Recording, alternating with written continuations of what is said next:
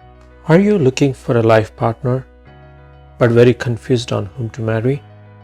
By the way, what to look for in to be wife or husband? Do you want to know if dating is the best way to know the person and to arrive at the decision? I would strongly recommend you listen to C.B. Samuel, who is well respected among Christian community as well as have vast experience in counseling many young people and families. Complete preparation. Should a young boy or girl come to you and say, Uncle, I'm planning to marry, can you please guide me? Or can you please prepare me? As I said, they should know each other and stuff like that. He may have a dream, I'll take the girl away and go for a dating.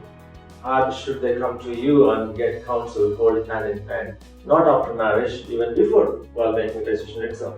Maybe that would probably lead them into the right person rather than, someone who is not matching. Dating in our culture is a big issue because it affects, it's not like the same in the West. Yeah. Because in the West, what happens, a person marries, finally when they marry, it doesn't mean they have married the person who they dated in the first time. Many of them have dated earlier, and not that their dating was, because it's not a picture, not like the movies dating. Many of them have very decent dating, they get to know each other, they like to have tea together, talk, and then they say, okay, we're not made for each other. But in our country, if you are found in public with a person from the opposite sex, especially for a girl, your marriage value is gone. Yeah. Because people will say, isn't that the girl who was with this boy? Now, even if they didn't, they only talked about the possibility of marriage. Yeah. In our culture, they cannot see them together. So you have to get it right the first time. Now that is not easy because what you can't get right is what you know is only the appearance. Yeah. Now how do we talk to such people? Now the problem, especially urban situation, is that most of our young people are not staying in homes. They're staying away from home, and that freedom of staying away from home gives them a chance to talk to each other. Yeah. So they talk in the university and places like that. Yeah. But they are not clear as to what they are looking for. Yeah. You see, they already, very rarely do you find, somebody falling in love with someone who is not at the same level. They meet somebody in the university, that means both of them are in the college. Yeah. So their criteria, now I think we need to help our young people to work out what are you looking for in a bride? Yeah. What are you looking for in a husband? They're clear thinking about it. Not what the movies say, they want to think, I'm looking for somebody who's got a motorbike and we can go for a ride. That's all okay. After some time, that person may not be able to drive a motorbike and you may not be able to go on a motorbike. Yeah. See, but you can't make a permanent decision based on what kind of image that you have. Yeah. But I think we need to help them to develop thinking long term. Who would you like to live with? And when you have children, what kind of a home would you like to have? Because I think the problem also is the way the humans are made. See, men think of wedding on the day of the wedding. Yeah. And we have seen, my wife and I, we have talked about it, we help young couples. But for a girl, she has been dreaming this wedding from the time she was born, even before she met somebody. Yeah. You see, because so when you talk to a girl and they're having a wedding plan, we have seen they have already planned in their mind how they will walk inside and what decorations they just dreamed all this. And you ask them, when did you start? They'll say, from the time when I saw one wedding. Did you have anybody in mind? No, we didn't have anybody in mind. So they have thought, and whereas the boy on the day before the wedding is beginning to think what I should do, what dress I should wear. So the whole area of marriage has got totally different expectation.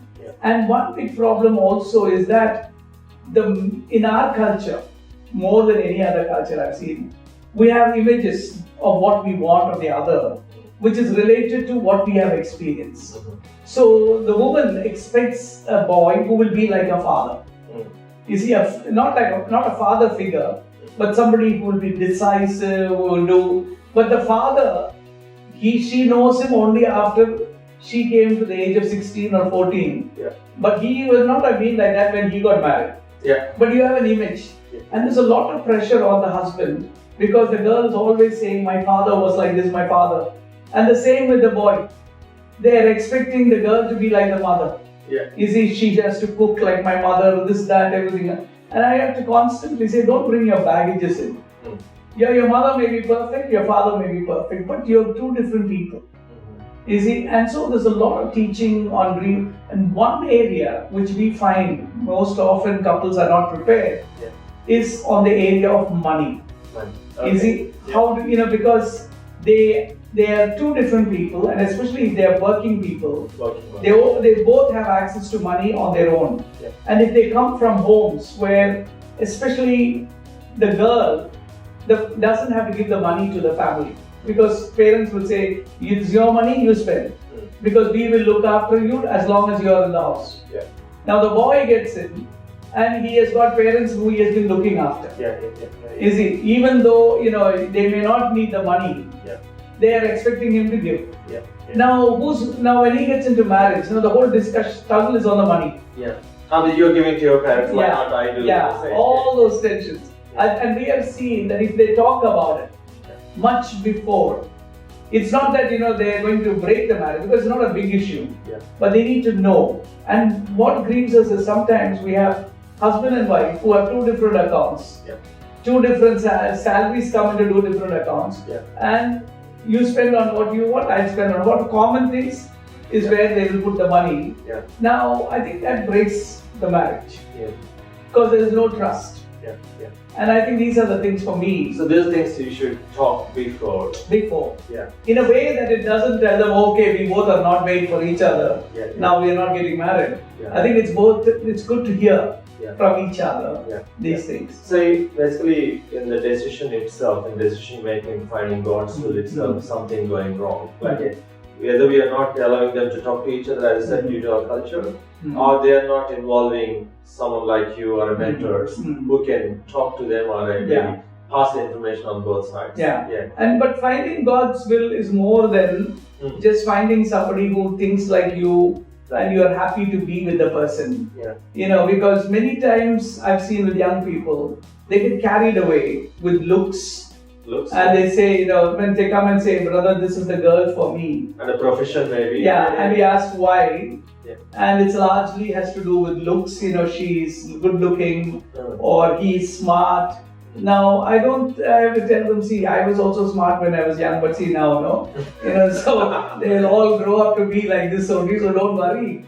See, what we're basically telling them is, that is not finding God's will. You see, finding God's will is this the person with who you respect and you want to establish your home? And also pray with others. Pray with two other senior people or somebody who will be able to discern and take seriously what they say. Don't find people who will agree with you. Find people who care for you, And I think that's what I say. Yes, sir. Yeah.